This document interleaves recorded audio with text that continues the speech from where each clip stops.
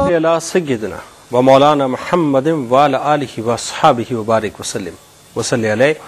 अस्सलाम वालेकुम ख़वातीन व हज़रात, आपके पसंदीदा प्रोग्राम दुखी दिलों का सहारा के साथ एक बार फिर आपका मेज़बान मोहम्मद जुनैद इक़बाल हाजिर खिदमत है। नाज़रीन, हज़रत अब्दुल्लाह इब्न उमर रज़ियल्लाहु तआला अन्हुमा से रिवायत है कि रसूलुल्लाह सल्लल्लाहु अलैहि वसल्लम ने एक मरतबा फरमाते हैं कि मेरे कांधे को पकड़ कर ये फरमाया कि दुनिया में एक अजनबी और मुसाफिर की तरह रहो और अपने आप को अहले क़ुबूर में शुमार करो। और फरमाते हैं कि जब तू शाम करे तो आने वाली सुबह का इंतजार मत कर, और जब सुबह करे तो शाम का मुंतज़िर ना हो, और हालत सेहत में बीमारी के लिए और जिंदगी में मौत के लिए तैयारी कर ले।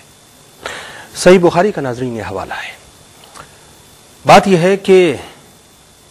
ये जो दुनिया है ना, बड़ी जालसाज है नाज़रीन। कभी माल के नाम पर, कभी दौलत के नाम पर, कभी इज्जत के नाम पर, कभी शोहरत के नाम पर, कभी हुस्न व जमाल के नाम पर, कभी जाओ हशमत के नाम पर, कभी ताकत के नाम पर, कभी कुर्सी के नाम पर, कभी कुव्वत के नाम पर, कभी लश्कर के नाम पर,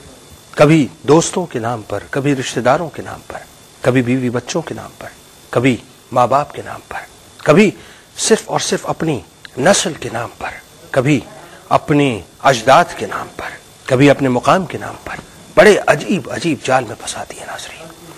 और इंसान बस इस जाल में फंसता ही चला जाता है, फंसता ही चला जाता है, फंसता ही चला जाता है। इंसान को मालूम भी नहीं होता कि जाल डालने वाला कौन है। इंसान को यह मालूम भी नहीं होता कि जाल किस तरफ से डाला गया है। इंसान को नाज़रीन कभी कभी इस बात का भी इदराक नहीं होता कि जाल डालने का बुनियादी तौर पर मकसद क्या है। इंसान को कभी कभी इस बात का भी इदराक नहीं होता कि क्यों कर ये जाल डाला गया है। लेकिन इंसान उस मछली की तरह फंस जाया करता है जिसको वाक़तन फंसना ही होता है। नतीजा ये निकलता है नाज़रीन कि वो अपना सब कुछ खोने के बाद ये समझता है कि मैंने बहुत कुछ पा लिया है, लेकिन हकीकतन वो सब कुछ खो बैठता है, इसलिए कि वो तो दरअसल दुनिया के जाल में फंस चुका होता है। ये दुनिया जिस तरह से नाज़रीन मदारी अपना खेल तमाशा दिखाता है, अपनी डुगडुगी को जब बजाता है और बंदर उस पर नाचना शुरू करता है,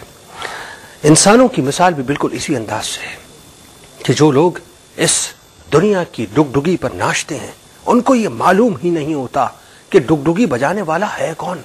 डुगडुगी बजाने का मकसद क्या है, डुगडुगी बजाई क्यों जाती है, क्यों ये आवाज मुझे थरथराने पर मजबूर करती है, क्यों ये आवाज मुझे